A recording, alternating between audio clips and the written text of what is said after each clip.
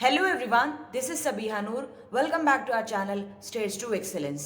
So guys, आज हम इस सेशन में डिस्कस करने वाले हैं कॉन्सेप्ट मैपिंग को, समझेंगे इसके कॉन्सेप्ट को, मीनिंग को और साथ ही साथ इसके स्टेप्स को जो बहुत ही इंपॉर्टेंट है।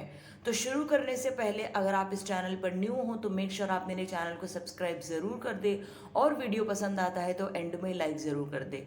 सो बिना टाइम वेस्ट किए let's get started.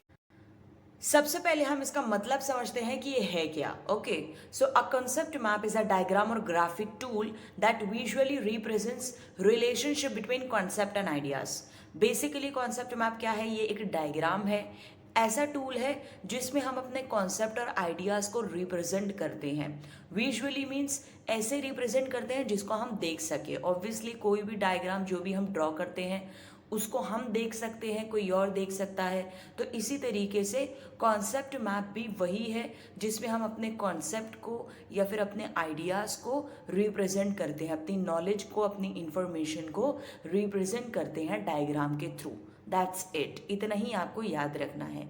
A concept map present the relationship among a set of connected concept and ideas.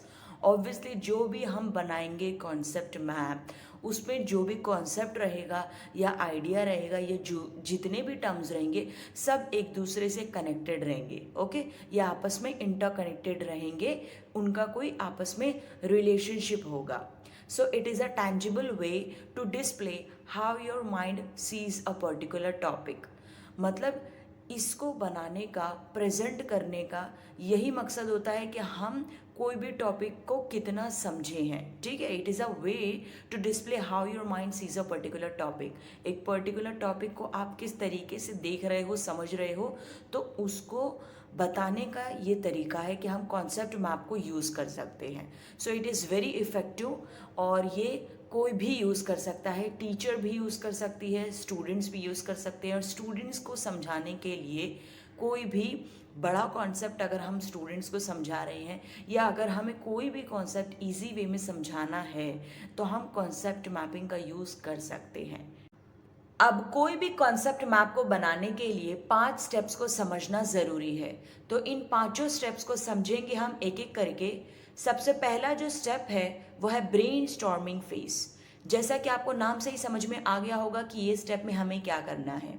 Yes, हमें इसमें ब्रेनस्टॉर्मिंग करना है। मतलब जो भी हमारा टॉपिक है उससे रिलेटेड जितने भी कॉन्सेप्ट है, आइडियाज़ है, फैक्ट्स है, टर्म्स है, उन सब को हमें सोचना है। So this is brainstorming. हम यहाँ पे क्या कर रहे हैं?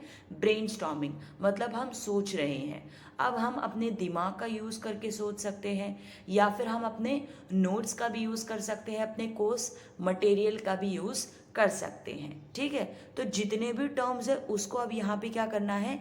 एक सिंगल वर्ड से रिप्रेजेंट करना है। सबसे पहले सबकी लिस्ट बना देनी है। जितने भी वर्ड्स आपको मिलते हैं, जितने भी टर्म्स आपको मिलते हैं, सबकी लिस्ट बना देनी है ये स्टेप में। लिस्ट बनाने के बाद हर एक वर्ड, हर एक चीज़ को, टर्म्स को आपको सिंगल वर्ड में रिप्रेजेंट करना है या फिर शॉर्ट फ्रेज में, ब्रीफ फेस में आपको रिप्रेजेंट करना है।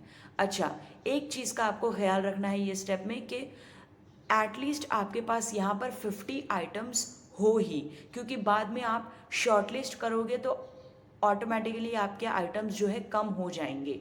ठीक है, तो यहाँ पर आपके पास एटलीस्ट 50 आइटम्स होने ही चाहिए। ठीक है, so this is brainstorming phase. Now the second step is organising phase. अब ये स्टेप में जितने भी हमने आइटम्स को लिखा है, चूज किया है, उन सब को जो है फ्लैट सरफेस पे स्प्रेड कर देना है, स्प्रेड करना है, फैलाना है, सो दैट हम हर एक आइटम्स को देख सके और हम आसानी से ग्रुप्स और सब ग्रुप में उसको डिवाइड कर सके, अरेंज कर सके हायरार्की फॉर्म में। तो ये है ऑर्गेनाइजिंग फेज। ऑर्गेनाइज करना है हमें अपने आइटम्स को ग्रुप्स और सब ग्रुप फॉर्म में और हायरार्की फॉर्म में। Clear? Next step is layout phase. Layout phase में क्या करना है? लेआउट मतलब अरेंज करना है। ऐसा अरेंज करना है जिससे हमारा बेस्ट रिप्रेजेंटेशन हो हमारे कॉन्सेप्ट का। ठीक है, यहाँ पर हमें क्या करना है?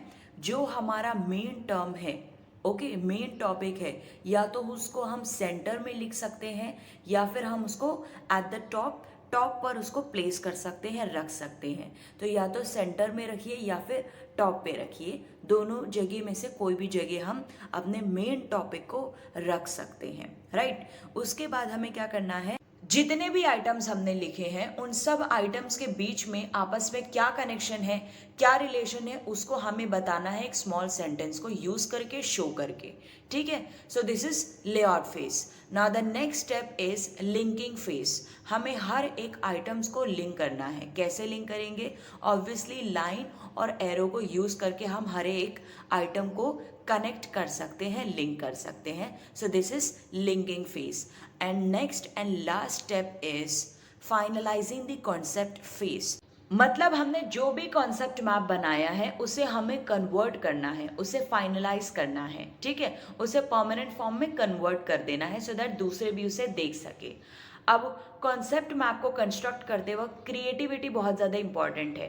क्रिएटिविटी रहेगी तो दूसरों को भी इंटरेस्ट आएगा, दूसरों के अंदर भी इंटरेस्ट डेवलप होगा वो टॉपिक को देखने के लिए, और अगर हम बाद में खुद भी देखते हैं तो हमें भी अच्छा लगेगा। तो इसलिए क्रिएटिविटी बहुत ज़्यादा ज़रूरी है। अब क्रिएटिविटी हम बहुत सारी जगह दिखा सकते हैं कॉन्सेप्ट मैप में, जैसे कि हम डिफरेंट डिफरेंट कलर्स को यूज़ कर सकते हैं। फॉर एग्जांपल हमने मेन टॉपिक के लिए अलग कलर यूज़ किया है और सब टॉपिक के लिए अलग कलर यूज़ किया है, तो इस तरीके से हम कलर वेरिएशन कर सकते हैं। और हम फन स्टाइल भी देख सकते हैं, चूज़ कर सकते हैं। शेप्स में क्रिएटिविटी ला सकते हैं कि हमें बॉक्स को यूज़ करना है या हमें सर्कल को यूज़ करना है। हम बॉर्डर की थिकनेस भी में भी क्रिएटिविटी ला सकते हैं। तो बहुत सारी जगह हम क्रिएटिविटी कर सकते हैं, अपना क्रिएटिवनेस दिखा सकते हैं। इससे क्या होगा, हम अपनी लोगों को बता रहे हैं कि हमें अपने जो है टॉपिक से रिलेटेड कितनी अच्छी अंडरस्टैंडिंग हुई है।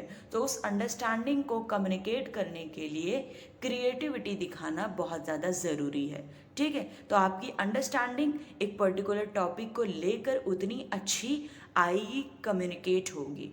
अच्छा, बहुत सारी चीज़ों का ख्याल रखना ये स्टेप में बहुत ज़्यादा ज़रूरी है, जैसे कि आपके जो भी कॉन्सेप्ट मैप आपने बनाया है उसका एक प्रॉपर टाइटल है या नहीं।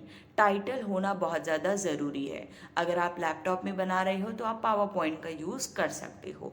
एक्यूरेसी है या नहीं, कोई भी स्पेलिंग मिस्टेक्स तो नहीं है, या फिर कोई भी इम्पॉर्टेंट कॉन्सेप्ट मिस तो नहीं रह गया है, या फिर हमने जो है हायर ऑर्डर रिलेशनशिप को ऊपर रखा है, नीचे तो नहीं रखा है। तो ये सारी चीज़ों का ख्याल रखना बहुत ज़्यादा ज़रूरी है। स्पेलिंग मिस्टेक ना हो, ऑर्डर वाइज हो, नीटली जो है प्रेजेंट किया गया हो चीज़ों को, मेसी ना हो, और लोगों के अंदर ये इंटरेस्ट जनरेट कर रहा है या नहीं, ठीक है, डेवलप कर रहा है या नहीं। तो ये सारी बातों का ख्याल रखना ये स्टेप में बहुत ज़्यादा ज़रूरी है। तो आई होप आपको ये पांचों स्टेप्स क्लियर हो गए होंगे। यहाँ पर मैंने एक साइंस का एग्जाम्पल लिया है जिससे आपको कॉन्सेप्ट मैप की एक बेटर अंडरस्टैंडिंग होगी, ठीक है। तो ये है हमारा कॉन्सेप्ट मैप। रेस्पिरेटरी सिस्टम यहाँ पर हमारा मेन टाइटल है, और बाकियों को मैंने ग्रुप्स और सब ग्रुप में डिवाइड किया है। अपर रेस्पिरेटरी ट्रैक्ट और लोअर रेस्पिरेटरी ट्रैक्ट ये हमारा ग्रुप है, और नोज फेरिंग्स और लैरिंग्स हमारा सब ग्रुप है अपर रेस्पिरेटरी ट्रैक्ट का, और ट्रैकिया, ब्रोंकाई और लंग्स हमारा सब ग्रुप है लोअर रेस्पिरेटरी ट्रैक्ट का। अब लंग्स के अंदर आ जाते हैं एल्वियोलाई, जो कि काम करते हैं, गैसेस एक्सचेंज करते हैं ब्लड के अंदर, और ब्लड एक्सचेंज करता है ब्लड सेल्स के अंदर, ठीक है। तो ये है हमारा एक प्रॉपर कॉन्सेप्ट मैप। इसी तरीके से आपको भी हमेशा प्रेजेंट करना है। अब जो आप दो आइटम्स के बीच में जो सेंटेंस देख रहे होंगे उससे हमें रिलेशनशिप बताना है कि दोनों के बीच में क्या रिलेशनशिप है, जिसे मैंने ब्लू में हाईलाइट किया है। For example, upper respiratory tract includes nose, pharynx and larynx. तो इससे हमें समझ में आ रहा है कि अपर रेस्पिरेटरी ट्रैक्ट के अंदर आते हैं नोज, फेरिंग्स और लैरिंग्स। बात समझ में आ रही है? तो इस तरीके से हमें स्मॉल सेंटेंसेस से रिलेशनशिप दो मेन आइटम्स के या फिर मेन आइटम्स के बीच में जो है रिलेशनशिप को शो करना है, कनेक्शन क्या है उन दोनों के बीच में उसको शो करना है। इस तरीके से हम कलर्स को यूज़ कर सकते हैं और अपने कॉन्सेप्ट मैप को प्रेजेंट कर सकते हैं इफेक्टिव फॉर्म में। क्लियर है?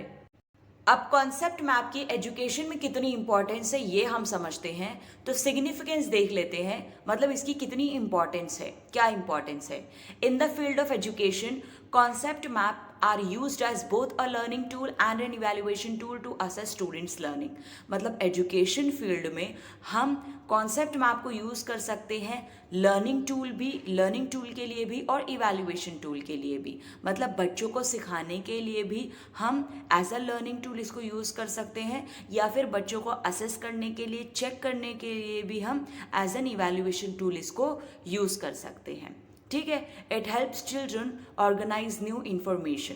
बच्चों को यह हेल्प करता है न्यू इन्फॉर्मेशन को ऑर्गेनाइज करने के लिए। It helps students to make meaningful connection between the main idea and other information. ये बच्चों को हेल्प करता है मीनिंगफुल कनेक्शन बनाने के लिए between the main idea and other information. जैसे कि मैंने आपको बताया था कि lower respiratory tract consist of this and this. Okay, so ये मतलब ग्रुप्स और सब ग्रुप्स के बीच में एक मीनिंगफुल कनेक्शन बच्चा बनाए, तो उसमें भी उसको हेल्प करता है, right. Now they are easy to construct and can be used within any content area. ये कॉन्सेप्ट मैप को कंस्ट्रक्ट करना बहुत ही आसान है और इसे हम कोई भी कंटेंट एरिया में यूज़ कर सकते हैं। जैसे कि हम साइंस के लिए भी बना सकते हैं, मैथ्स में भी बना सकते हैं, ज्योग्राफी में भी बना सकते हैं, तो बहुत सारे सब्जेक्ट्स में हम इसको यूज़ कर सकते हैं। ऐसा नहीं है कि सिर्फ एक ही सब्जेक्ट के लिए इसको यूज़ कर सकते हैं। Present complex concept in an easily digestible way. ये बहुत सारे कॉम्प्लेक्स कॉन्सेप्ट को ईजी वे में प्रेजेंट करता है, जिससे हमें और दूसरों को सबको समझ में आ जाता है। ओके, सो ये कॉम्प्लेक्स कॉन्सेप्ट को भी बहुत ही आसान कर देता है, right. Help promote creative and critical thinking among students. बच्चों के अंदर ये क्रिएटिविटी को जनरेट करता है, प्रमोट करता है, और क्रिटिकल थिंकिंग भी उनके अंदर डेवलप होती है। क्रिएटिविटी कैसे आएगी ये मैंने आपको बता दिया था, ठीक है। क्रिएटिविटी के लिए हम क्या क्या कर सकते हैं, तो ऑब्वियसली वो सब करने से उनके अंदर क्रिएटिविटी प्रमोट होगी। और क्रिटिकल थिंकिंग कैसे आएगी, जब वो कनेक्शन को सोचेंगे कि दो टर्म्स के बीच में क्या कनेक्शन हमें बनाना है, कैसे बनाना है, तो उससे उनके अंदर जो है उनकी थिंकिंग जो है क्रिटिकल होगी, क्रिटिकल थिंकिंग डेवलप होगी। Encourages brainstorming and high level thinking.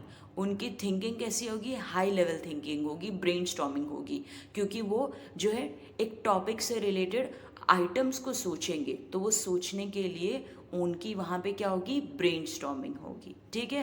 तो ये सब हम जनरेट कर सकते हैं, स्टूडेंट्स के अंदर डेवलप कर सकते हैं by this method. Now snapshots students current knowledge to assess understanding. बच्चों की अंडरस्टैंडिंग को चेक करने के लिए, असेस करने के लिए और उनकी करंट नॉलेज को चेक करने के लिए हम इसका इस्तेमाल कर सकते हैं। जैसे कि रेस्पिरेटरी सिस्टम अगर हमने पढ़ा दिया है तो हम उनसे बोल सकते हैं कि ठीक है, कॉन्सेप्ट फॉर्म में आप मुझे बताओ कि आपको इस चीज़ के बारे में कितनी नॉलेज हुई, या आपको ये चीज़ कितना समझ में आया, ये टॉपिक कितना समझ में आया, ये मुझे कॉन्सेप्ट फॉर्म के थ्रू, कॉन्सेप्ट मैप के थ्रू एक्सप्लेन करो। तो इससे हम उनकी नॉलेज को भी असेस कर सकते हैं। सो ये था सिग्निफिकेंस कॉन्सेप्ट मैपिंग का। आई होप आपको आज का सेशन अच्छा लगा हो, और अगर आपके लिए ये सेशन वैल्यूएबल रही हो, हेल्पफुल रही हो, तो लाइक, सब्सक्राइब और शेयर ज़रूर कर देना, और मुझे कमेंट सेक्शन में कमेंट करके ज़रूर बताना कि आपको आज का सेशन कैसा लगा।